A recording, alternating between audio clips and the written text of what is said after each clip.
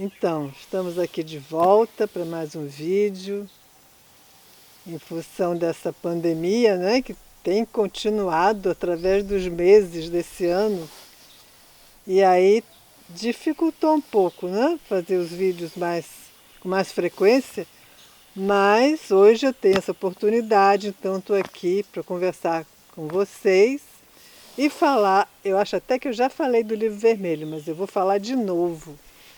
Porque esse livro aqui é onde está a gênese da obra do Jung.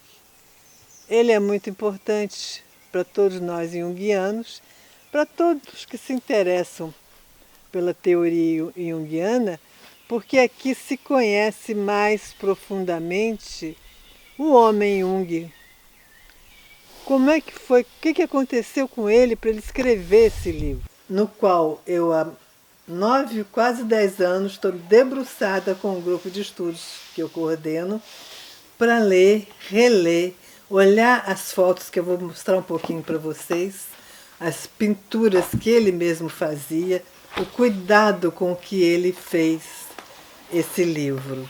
Então, lá pelo início do século XX, 1912, 13, antes da Primeira Guerra Mundial, o Jung tinha por volta de 40 anos, 40, 45, ele nasceu em 1875.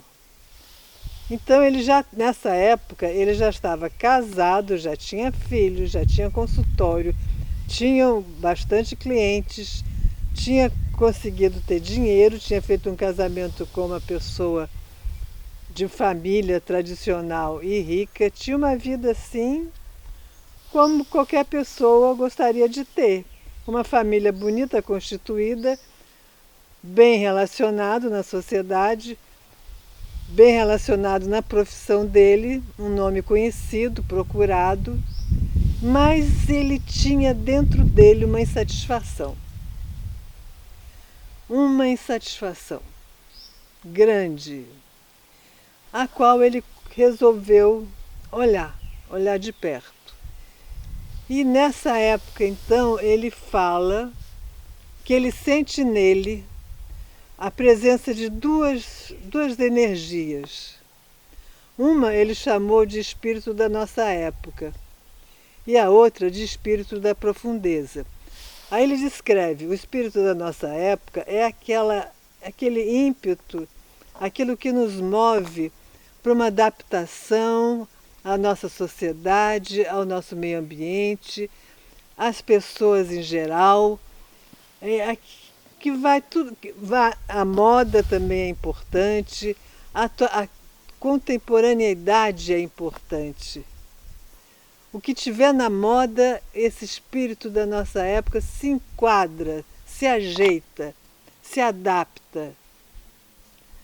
Então, se é comum que as pessoas queiram comprar uma linda casa e ter o carro do ano, naquela época não tinha carro do ano, tem hoje em dia, né? É só para vocês entenderem. Então, quem querer o carro do ano era assim uma coisa que seria então impulsionada por esse espírito da nossa época. Essa coisa de estar igual aos outros, até um pouco melhor se possível. Quer dizer, o carro mais novo do vizinho me incomoda, porque ele comprou antes de mim, então eu também quero.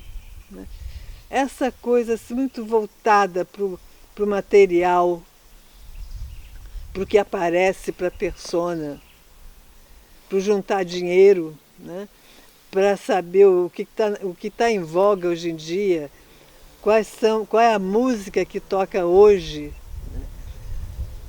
Isso tudo é espírito da nossa época, mas tem outro apelo.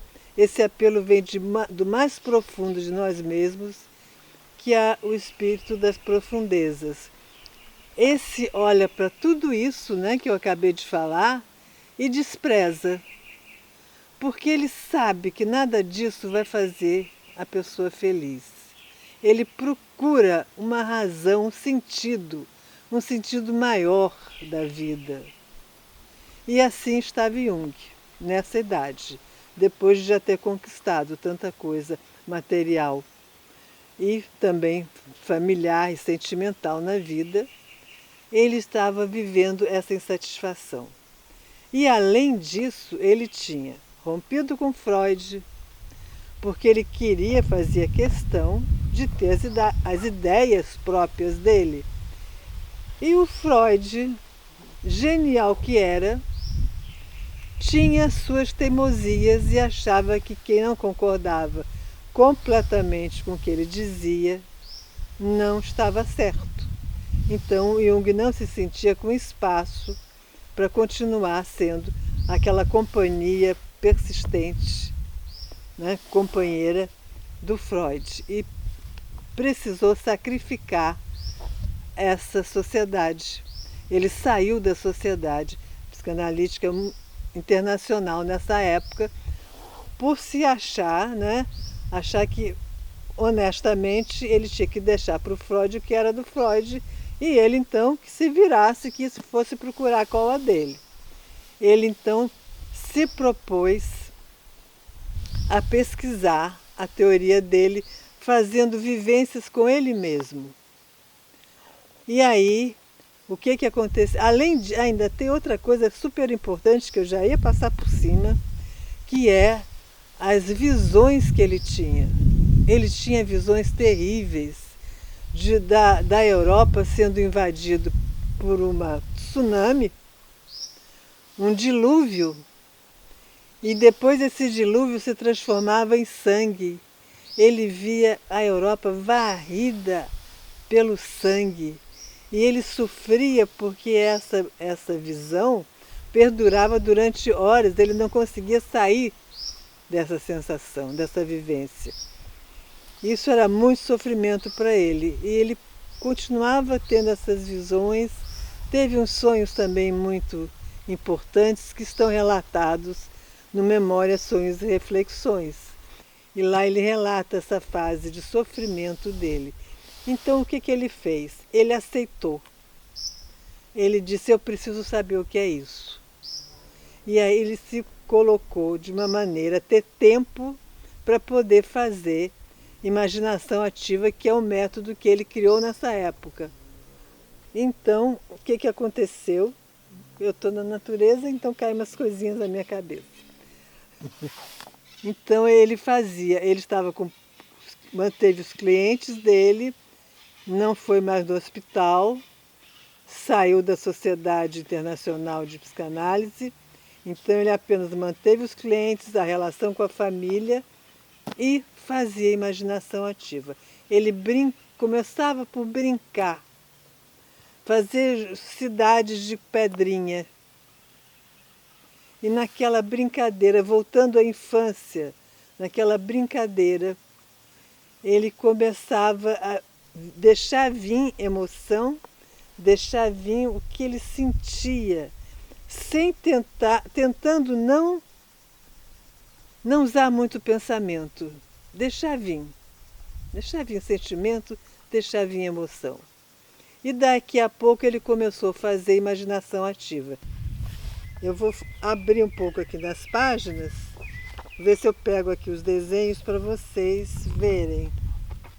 Esses desenhos vieram pela imaginação ativa, que o Jung fazia, essas imagens vinham a ele.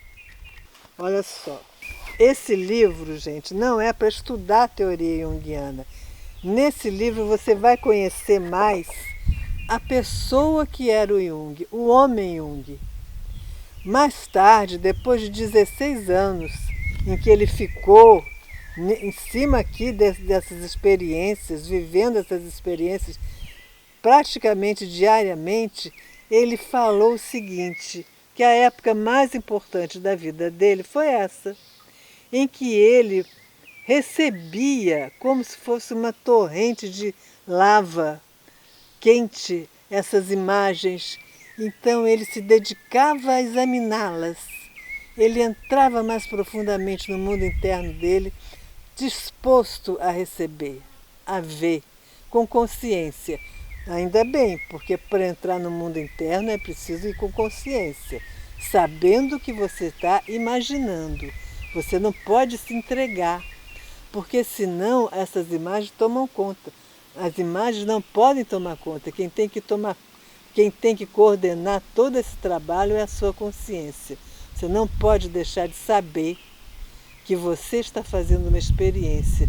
É assim, porque senão é perigoso. E Jung fez, e vocês contactou a sombra dele, sofreu, brigava com ele mesmo, mas conseguiu olhar para a sombra, elaborar a sombra e sair com consciência mais iluminada, com a consciência mais clara, pelo contato que ele teve com a realidade interna dele. Então é assim o livro vermelho. Então, aí agora a Vozes resolveu editar o livro negro. O que é o livro negro? Esse aqui é o vermelho. Antes desse teve o livro negro. O livro negro eram as anotações de todas essas fantasias e de todos esses sonhos e das imaginações ativas. Então, o livro negro, ele já foi editado, mas eu ainda não peguei nele, porque eu até comprei, mas não chegou. Com essa pandemia, vocês sabem que o correio, pelo menos aqui, né, está demorando muito para chegar. Mas eu espero que chegue direitinho. Então, eu vou falar dele, mas eu ainda não peguei, não folheei, não li. Mas eu sei, porque nesse livro vermelho tem referência a ele toda hora. Porque eu sei que o Jung, ele primeiro escrevia nesse livro negro. Quando ele pensou em mostrar para algumas pessoas o resultado das suas vivências, da imaginação ativa, os seus desenhos, as suas fantasias, então ele resolveu comprar uma capa de couro vermelha bem bonita e preparar de uma maneira arrumada para entregar, para mostrar para esses seus amigos dele. E todos discutirem sobre aquelas vivências. Então o livro vermelho é uma consequência do livro negro que está chegando aí. Aliás, que já chegou nas livrarias da editora Vozes. Estou fazendo propaganda da Vozes, mas tudo bem, né? É por uma boa causa. E esse livro, então, ficou de posse da família dos herdeiros, que guardaram num cofre da Suíça. E nós, junguianos, sabíamos da existência desse livro, com todas as experiências, com as imaginações ativas que o Jung fez, e não tínhamos acesso ao livro. Até que o Sonu Chandasamy, um historiador, se comunicou com a família e conseguiu, então, em 2009, editar o livro para todos nós. Mas então, gente, é isso que eu estou querendo falar do livro vermelho. E aproveitando também para falar uma coisa referente, acho que essa vivência que a gente está tendo agora, da pandemia, é uma oportunidade da gente fazer meio que o que o Jung fez, a gente se retirar de um excesso de atividades e ganhar um momento especial para poder se aprofundar no nosso mundo interno, para poder viver essa pesquisa do autoconhecimento.